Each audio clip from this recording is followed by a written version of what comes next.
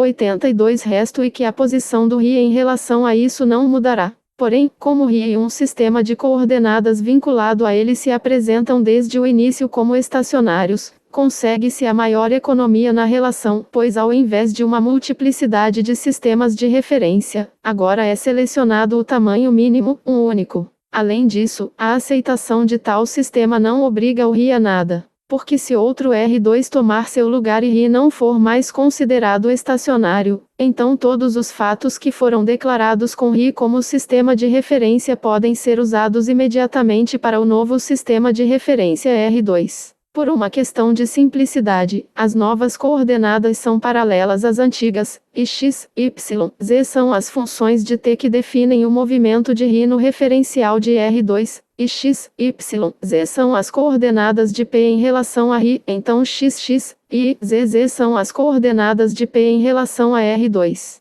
Assim, por uma transformação determinável, o caráter do movimento de cada ponto pode ser descoberto para o novo referencial uma vez encontrado para o antigo referencial. Temos agora a garantia da maior liberdade na escolha do sistema de referência, que já limitamos a um único ponto por razões de economia, porque a influência de qualquer seleção particular pode ser desligada novamente a qualquer momento.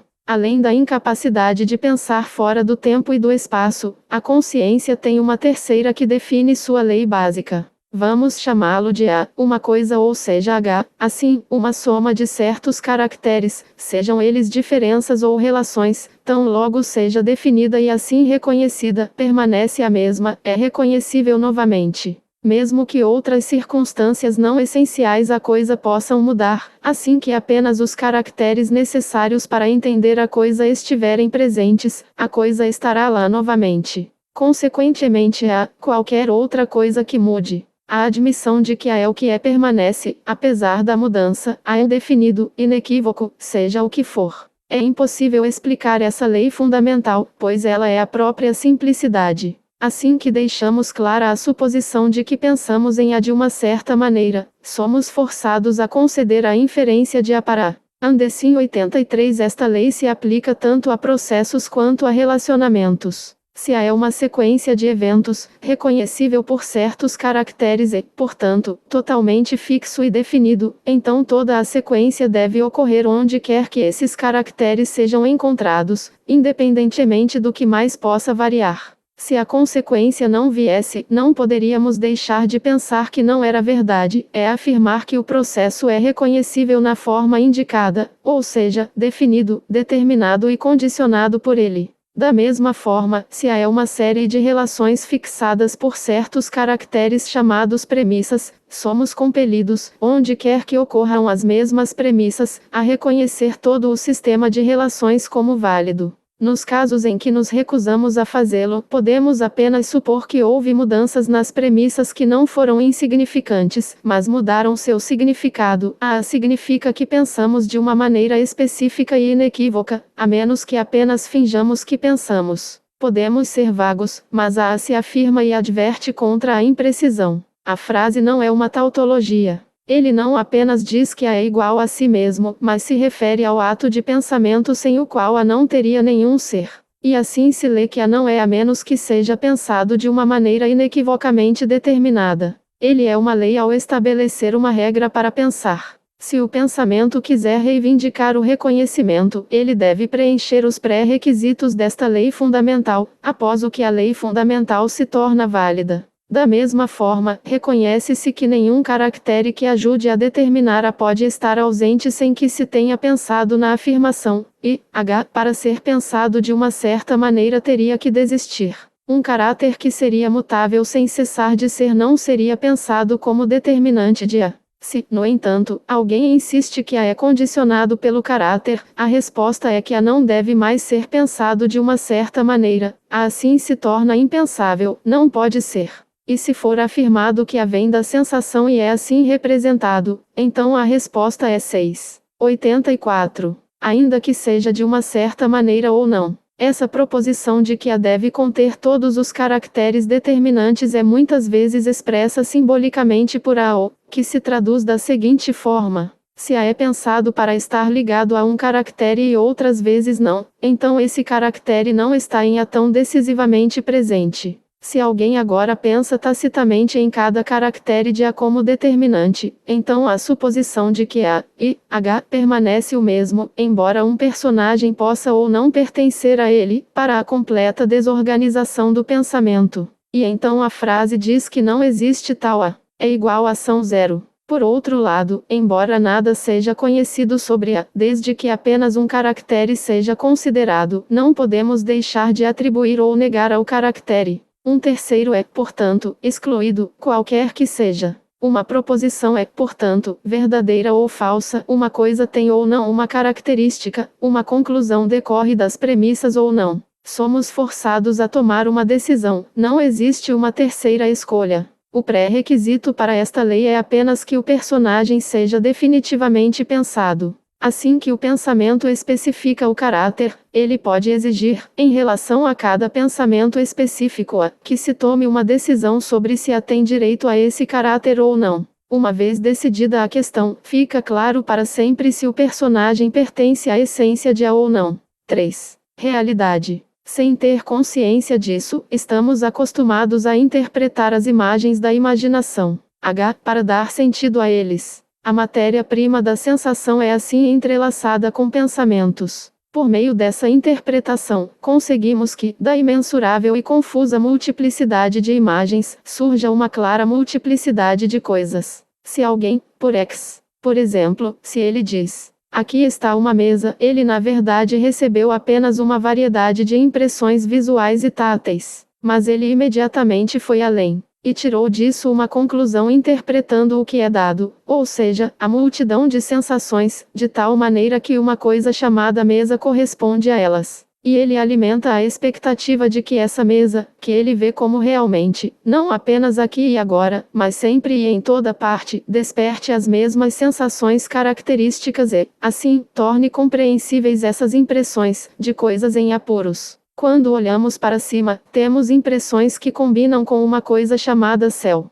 É realmente sempre a mesma coisa, digamos uma cúpula azul se estendendo sobre nós. Se não for esse o caso, e nós ainda quer colocar algo em seu lugar, a que tipo de realidade isso corresponde? É talvez apenas um fenômeno baseado na coisificação do olho? O físico responde que, quando olhamos para cima, vemos um grande número de coisas muito bom vendo pedaços de matéria flutuando no ar. Um fazendeiro esperaria que esses pedaços fossem azuis, não é? 86. Que o ar é azul. Mas tais interpretações ingênuas se mostrariam falaciosas. E outro exemplo da dificuldade e insuficiência de interpretação, dado por um experimento. Cruzamos dois dedos e rolamos uma bola tocando os dois dedos. Pensamos perceber duas bolinhas. Como a mesma coisa é percebida primeiro como uma pequena esfera, depois como duas, a inferência da impressão da coisidade não pode ter a certeza que o homem ingênuo inevitavelmente lhe atribui. De tudo isto surge a necessidade de clarificar o conceito de realidade e de coisa. Comecemos por nos perguntar novamente se uma imagem é totalmente imaginária, ou se o pensamento faz parte dela. Apresenta-se como um todo, e, um bem definido, um arredondado e delimitado. Nós ouvimos, por exemplo, uma palavra e entendê-la como uma unidade. Vemos um ponto brilhante no céu, chamamos de sol e sabemos distinguir essa impressão de outras sensações. Mas precisamente nessa concepção como um todo já está um ato mental. Em primeiro lugar, são as fortes diferenças de luz adjacentes espacialmente que resumimos. Ignoramos os contrastes mais baixos de brilho que aparecem no disco solar. Aqui reside, já tem uma atividade em mente, uma seleção que pode ser mais ampla ou mais restrita. Mas então nos lembramos de impressões anteriores de tipo semelhante, e nossa percepção sensorial é influenciada pela memória. Isso fica claro no experimento com os dedos cruzados e a bola rolando. A memória diz que na posição normal dos dedos aquela sensação aponta para dois glóbulos diferentes, e ela se afirma, embora não haja memória do ato de cruzar os dedos. Certamente muitos experimentos poderiam ser realizados usando esta fórmula, e a confirmação completa da teoria pode ser esperada de todos eles. Como a memória pertence à consciência, a imagem não pode ser atribuída apenas à imaginação. 87 Schopenhauer, que primeiro documentou esta frase com muitos exemplos e a proclamou importante, expressa-a nas palavras: ver é intelectual. Nós dizemos: a imagem representa uma conexão entre consciência e imaginação. A proporção de consciência nas imagens pode aumentar a tal ponto que a da imaginação é empurrada para segundo plano, por X, B, em sonhos, em êxtase e em alucinações. A razão disso é que, ao acordar, ficamos surpresos ao ver que as imagens correspondem a uma coisificação e realidade tão insignificantes. A princípio tentamos recriar as imagens vivenciadas no sonho, por exemplo tocando nas coisas, mas as imagens não retornam. E depois dizemos que foi apenas um sonho. Uma coisa distingue-se assim da pretensão de uma coisa na medida em que pode ser posta à prova. O real designa assim uma influência persistente e não testável. Ela persiste no tempo, apesar de muitas mudanças nas circunstâncias e, portanto, pode ser descrita e testada de maneira metódica.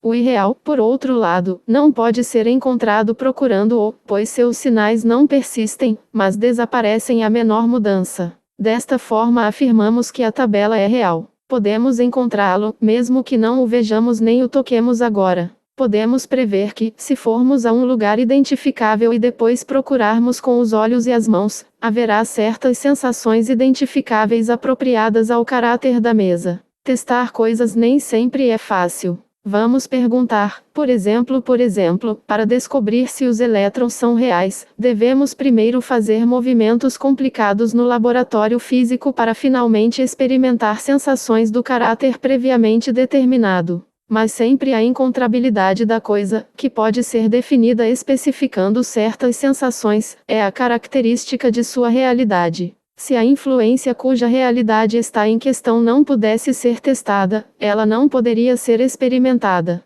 Nesse caso,